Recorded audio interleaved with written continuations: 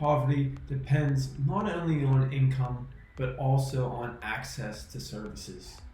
Extreme poverty refers to people who live without access to basic needs such as water, food, healthcare, sanitation, and education.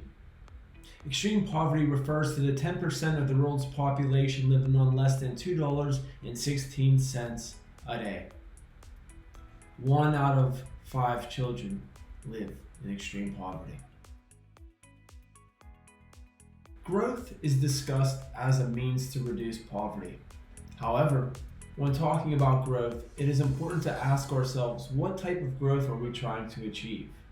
Agricultural growth, tourism growth, educational growth?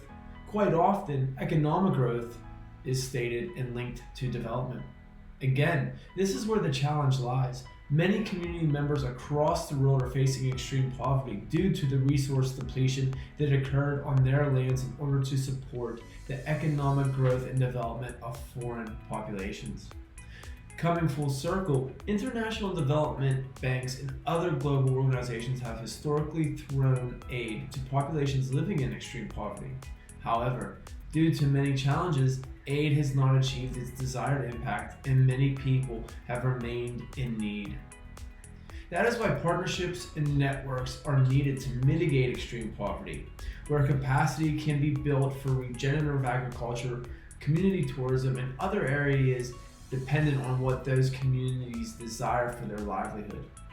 Taking into account what these individuals want for their lives, markets can then be sustainably established, all the while giving populations the tools they will need to succeed. It starts with gathering the perspectives of the stakeholders most involved with mitigating extreme poverty.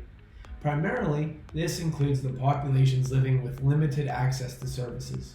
It also includes surrounding communities. The local government officials and the private sector must be called upon to lead this charge.